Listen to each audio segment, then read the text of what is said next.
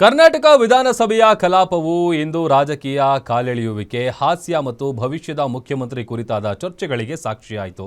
ಮುಖ್ಯಮಂತ್ರಿ ಸಿದ್ದರಾಮಯ್ಯ ಅವರು ವಿರೋಧ ಪಕ್ಷದ ನಾಯಕರ ಕಾಲೆಳೆಯುತ್ತಲೇ ತಮ್ಮದೇ ಪಕ್ಷದ ಒಳ ರಾಜಕೀಯದ ಪ್ರಶ್ನೆಗಳಿಗೆ ಚಾಣಾಕ್ಷ ಉತ್ತರ ನೀಡಿದ್ರು.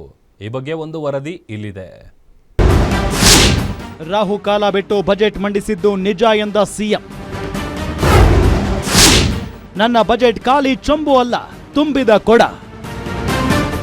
ಕರ್ನಾಟಕ ವಿಧಾನಸಭೆಯ ಕಲಾಪವು ಇಂದು ರಾಜಕೀಯ ಕಾಲೆಳೆಯುವಿಕೆ, ಹಾಸ್ಯ ಮತ್ತು ಭವಿಷ್ಯದ ಮುಖ್ಯಮಂತ್ರಿ ಕುರಿತಾದ ಚರ್ಚೆಗಳಿಗೆ ಸಾಕ್ಷಿಯಾಯಿತು. ಮುಖ್ಯಮಂತ್ರಿ ಸಿದ್ದರಾಮಯ್ಯ ಅವರು ವಿರೋಧ ಪಕ್ಷದ ನಾಯಕರ ಕಾಲೆಳೆಯುತ್ತಲೇ ತಮ್ಮದೇ ಪಕ್ಷದ ಒಳ ರಾಜಕೀಯದ ಪ್ರಶ್ನೆಗಳಿಗೆ ಚಾಣಾಕ್ಷ ಉತ್ತರ ನೀಡಿದರು. ವಿಧಾನಸಭೆಯಲ್ಲಿ ಬಜೆಟ್ ಮೇಲಿನ ಚರ್ಚೆಗೆ ಸಿಎಂ ಸಿದ್ದರಾಮಯ್ಯ ಉತ್ತರ ನೀಡುವ ವೇಳೆ ಕೆಲ ಸ್ವಾರಸ್ಯಕರ ಪ್ರಸಂಗಗಳು ನಡೆದವು. ರಾಹುಕಾಲವನ್ನ ತಪ್ಪಿಸುವುದಕ್ಕಾಗಿಯೇ ಮುಖ್ಯಮಂತ್ರಿ ಸಿದ್ದರಾಮಯ್ಯ ಬೆಳಗ್ಗೆ 10:15ಕ್ಕೆ ಬಜೆಟ್ ಮಂಡನೆ ಸಮಯ ನಿಗದಿಪಡಿಸಿದ್ರು ಅಂತ ಬಿಜೆಪಿ ಶಾಸಕ ಸುರೇಶ್ ಕುಮಾರ್ ಸಿಎಂ ಕಾಲೆಳೆದ್ರು.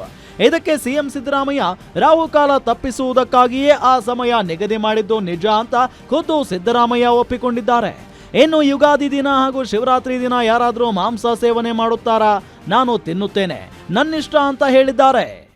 ರಾಹುಕಾಲ ಗುಳಿಕ ಕಾಲ ನೋಡ್ಕೊಂಡು ಬಜೆಟ್ ಮಂಡಿಸಿದ್ದಾರೆ ಅಂತ ನಿಜ. ನಾನು ಯಾವತ್ತೂ ರಾಹುಕಾಲ ನೋಡಿಲ್ಲ, ಯಾವತ್ತೂ ಗುಳಿಕ ಕಾಲ ನೋಡಿಲ್ಲ, ಯಮಗಂಡ ಕಾಲ ನೋಡಿಲ್ಲ. ಯಾವತ್ತು ಸೂರ್ಯಗ್ರಹಣ ಇದೆಯಲ್ಲ, ಯುಗಾದಿ ಹಬ್ಬದ ದಿನ ಯಾರಾದ್ರೂ ಮಾಂಸ ತಿಂತಾರೇನ್ರಿ? ಶಿವರಾತ್ರಿ ಹಬ್ಬದ ದಿನ ಮಾಂಸ ತಿಂತಾರೆ, ನಾನು ತಿಂತೀನಿ. Nothing wrong. ಎಲ್ಲ ದಿನನೂ ಒಂದೇನೆ, ಹಬ್ಬ ಅಂತ ಮಾಡ್ತೀವಿ ಅಷ್ಟೇನೆ. ಇನ್ನು ಸದನದಲ್ಲಿಯೇ ರಾಜ್ಯದಲ್ಲಿ ಪವರ್ ಶೇರಿಂಗ್ ವಿಚಾರಕ್ಕೆ ಸಿಎಂ ಸಿದ್ದರಾಮಯ್ಯ ಬಿಗ್ ಸ್ಟೇಟ್ಮೆಂಟ್ ಕೊಟ್ಟಿದ್ದಾರೆ. ಹೈಕಮಾಂಡ್ ತೀರ್ಮಾನ ಮಾಡುವವರೆಗೂ ನಾನೇ ಮುಖ್ಯಮಂತ್ರಿ ಆಗಿರುತ್ತೇನೆ ಅಂತ ವಿಧಾನಸಭೆಯಲ್ಲಿ ಪುನರುಚ್ಚರಿಸಿದ್ದಾರೆ. ನಮ್ಮಲ್ಲಿ ಎಲ್ಲಾ ಶಾಸಕರು ಅರ್ಹರು, ಯಾರಾದ್ರೂ ಸಿಎಂ ಆದರೂ ನನಗೆ ಖುಷಿಯಾಗುತ್ತದೆ. ಹೈಕಮಾಂಡ್ ಎಲ್ಲಿಯವರೆಗೆ ಇರು ಅಂತಾರೋ ಅಲ್ಲಿವರೆಗೂ ನಾನು ಸಿಎಂ ಆಗಿರ್ತೀನಿ ಎಂದ್ರು. ಸದನದಲ್ಲಿ ಚರ್ಚೆಯ ವೇಳೆ ಸಿಎಂ ಆರ್ ಅಶೋಕ್ ಅವರನ್ನ ಕೆಣಕಿದರು. ನಿನಗೆ ಸಿಎಂ ಆಗೋ ಆಸೆ ಇಲ್ವಾ ಅಂತ ನೇರವಾಗಿಯೇ ಪ್ರಶ್ನಿಸಿದ್ರು. ಇದಕ್ಕೆ ಏನು ಉತ್ತರ ನೀಡಬೇಕೆಂದು ತಿಳಿಯದೆ ಅಶೋಕ್ ನಿಂತಲ್ಲೇ ನಕ್ಕರು. ಡಿ.ಕೆ. ಶಿವಕುಮಾರ್ ಒಬ್ಬರೇ ಅಲ್ಲ, ಪರಮೇಶ್ವರ್ ಇದ್ದಾರೆ, ಎಚ್.ಕೆ. ಪಾಟೀಲ್ ಇದ್ದಾರೆ, ಮುನಿಯಪ್ಪ ಇದ್ದಾರೆ, ಅಲ್ಲಿ ನಮ್ಮ ಎಂ.ಬಿ. ಪಾಟೀಲ್ ಇದ್ದಾರೆ, ಮಾದೇವಪ್ಪ ಇದ್ದಾರೆ. ಅವನ್ನೆಲ್ಲ ನೋಡ್ಕೊಂಡು ಹೇಳ್ತಾ ಇದ್ದೀನಿ ನಾನು. ಮುನಿಯಪ್ಪ ಹೇಳ್ದೆ ಮುನಿಯಪ್ಪನವ್ರನ್ನ ಹೇಳಿದ್ದೀನಿ.